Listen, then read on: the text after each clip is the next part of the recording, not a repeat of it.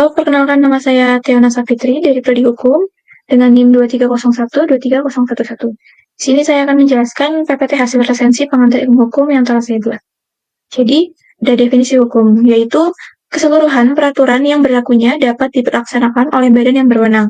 Definisi tersebut menyatakan keseluruhan peraturan-peraturan tersebut sebagai yang berlakunya dapat dipaksakan. Jadi, definisi hukum ini tapi banyak masyarakat yang menentang karena karakteristik hukum ini bersifat memaksa. Jadi masyarakat itu menganggapnya bahwa hukum adalah sebagai sesuatu yang memaksakan atau masyarakat menganggap hukum itu adalah segala sesuatu yang bersifat kekerasan. Jadi masyarakat masih banyak sekali yang menentang akan karakteristik hukum di dalam Indonesia.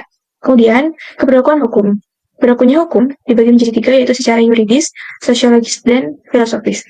Kalau yuridis itu adalah peraturan-peraturan yang telah ditetapkan sesuai dengan tata cara yang sah dan tidak dapat diubah dengan tegas atau dikesampingkan oleh peraturan yang baru. Jadi, hukum yuridis ini adalah peraturan yang dibuat oleh tata cara yang sah dan tidak bisa dengan tegas tidak bisa diubah atau dikesampingkan dengan peraturan yang baru. Kemudian berlakunya hukum secara sosiologis, yaitu ilmu yang berkaitan dengan kondisi masyarakat. Jadi, hukum secara sosiologis ini dipandang baik oleh masyarakat karena mempunyai kepentingan untuk mengatur masyarakat. Kemudian yang ketiga, berlakunya hukum secara filosofis, yaitu peraturan-peraturan yang mengenai syarat-syarat secara filosofis. Contohnya itu HAM, hak asasi manusia. Kemudian yang kedua ada klasifikasi hukum. Menurut isinya dibagi menjadi dua, yaitu hukum publik dan privat. Jadi kalau hukum publik itu adalah hukum kepentingan-kepentingan yang mengatur tentang kepentingan-kepentingan umum. Hukum yang mengatur tentang kepentingan-kepentingan umum. Contohnya hukum tata negara atau hukum administrasi negara. Kemudian kalau hukum publik, privat, itu adalah hukum yang mengatur tentang kepentingan-kepentingan khusus. Contohnya hukum dagang atau perdata. Yang kedua ada menurut daya kerja, hukum memaksa dan menambah, kemudian menurut pelaksanaannya, material, dan hukum acara. Kalau material ini, hukum yang membentuk segala sesuatu peraturan-peraturan, sedangkan acaranya itu adalah yang melaksanakannya. Kemudian ada tujuan hukum, ada 4, menurut teori keadilan, utilitas, teori gabungan, dan menurut teori ketertiban dan ketentraman masyarakat. Dan ada fungsi hukum. Fungsi hukum yang pertama adalah memberikan pengesahan atau legitimasi terhadap apa yang berlaku dalam masyarakat. Kemudian yang kedua, sebagai sarana pembentukan masyarakat dan sarana pembangunan.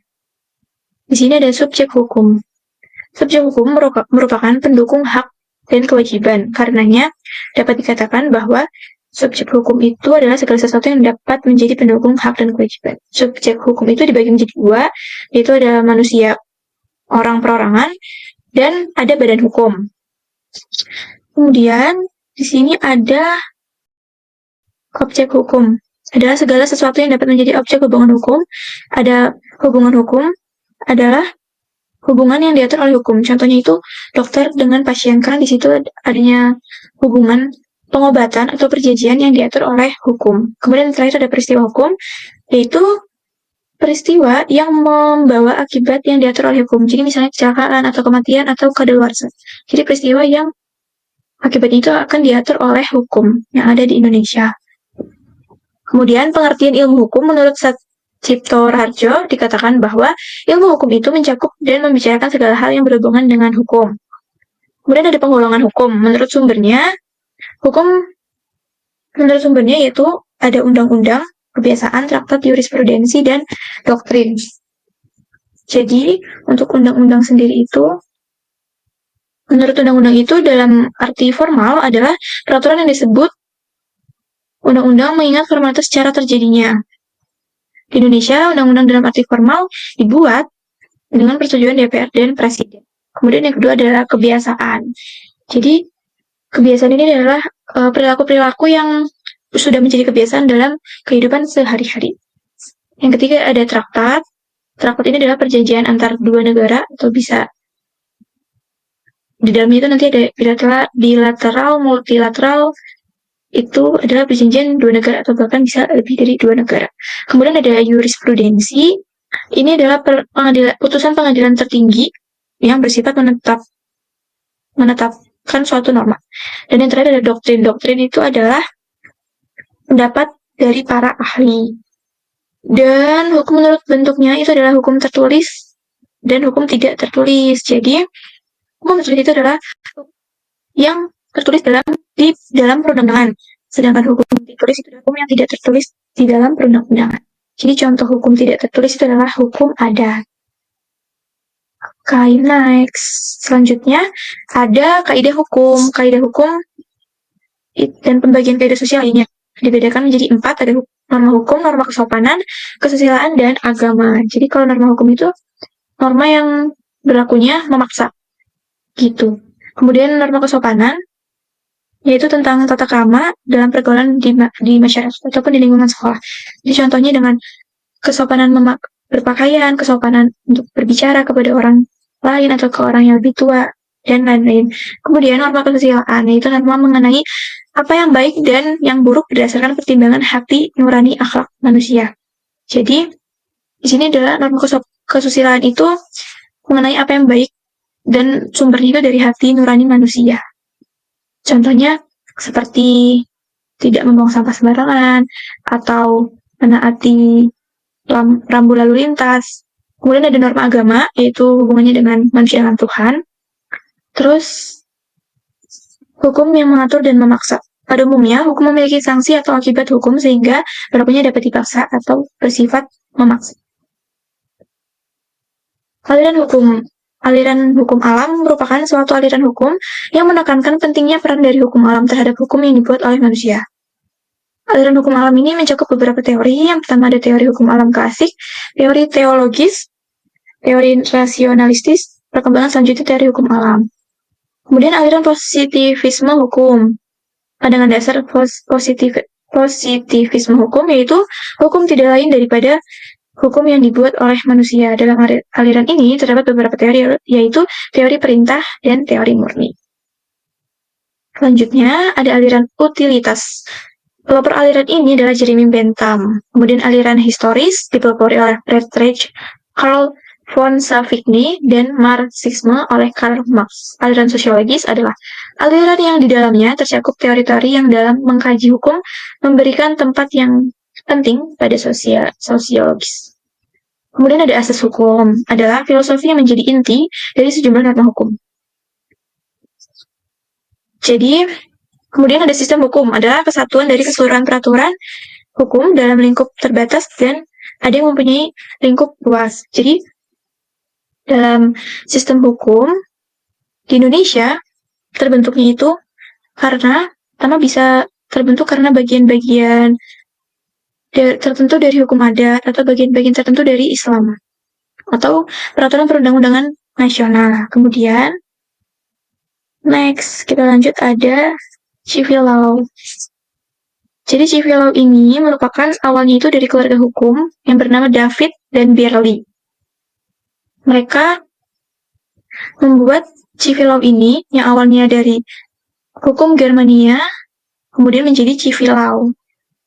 Itu. Kemudian ada common law. Common law asal mulanya yaitu pada awalnya istilah ini digunakan untuk menunjukkan bahwa ini merupakan hukum yang umum atau common bagi seluruh wilayah kerajaan karena diterapkan oleh pengadilan-pengadilan kerajaan untuk membedakannya dengan hukum yang diterapkan oleh pengadilan-pengadilan khusus.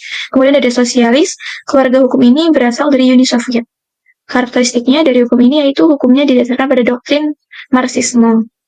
Sedangkan civil law itu karakteristiknya didasarkan oleh doktrin preseden. Kemudian argumentum a contrario adalah penarikan kesimpulan dengan cara mempertentangkan. Next ada penemuan hukum oleh hakim. Undang-undang tidak selalu dapat dengan mudah diterapkan terhadap sesuatu kasus konkret. Untuk itu, seorang pemutus yuridis atau hakim kepala departemen harus menemukan hukum dari sumber hukum yang tersedia untuk diterapkan terhadap kejadian konkret yang diserahkan kepadanya. Sejarah penemuan hukum. Istilah penemuan hukum telah lama dikenal, tetapi Paul Stockton adalah ahli hukum Belanda yang memberikan pemahaman baru dan menguraikan metode-metodenya dengan jelas. Metode penemuan hukum ini dibagi menjadi dua, yaitu ada penafsiran yang terdiri atas metode gramatikal atau tata bahasa. Jadi metode ini tuh menetapkan arti undang-undang yang diambil dari bahasa sehari-hari. Kemudian ada metode sejarah, yaitu menetapkan arti undang-undang menurut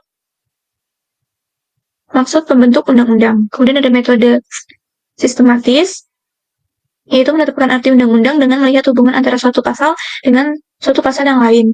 Kemudian metode teleologis, yaitu menetapkan arti undang-undang menurut tujuan ke masyarakat dari undang-undang. Dan yang kedua ada konstruksi.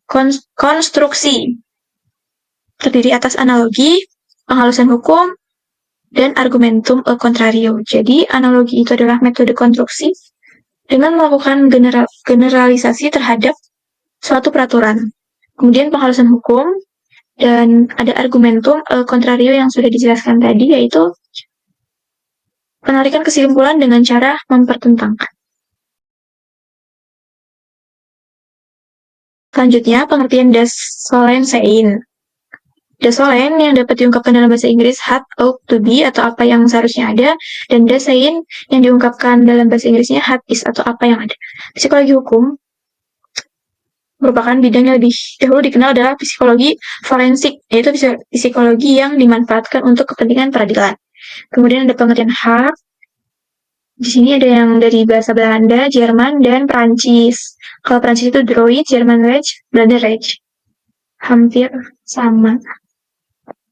Kewajiban hukum. Kewajiban hukum adalah syarat-syarat hukum dengan nama subjek terikat untuk menyesuaikan diri.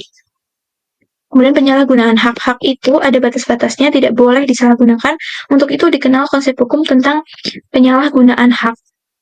Penyalahgunaan hak bisa dianggap terjadi karena jika seseorang menggunakan haknya dengan cara yang tidak patut atau dengan cara yang bertentangan dari pemberian hak tersebut. Kemudian konsep hukum penyalahgunaan hak telah dikenal dalam Corpus Juris Civilis yang menyatakan bahwa kita tidak boleh memakai hak kita secara salah. Sekian dari saya. Terima kasih. Mohon maaf jika ada tutur kata yang salah. Terima kasih. Wassalamualaikum warahmatullahi wabarakatuh.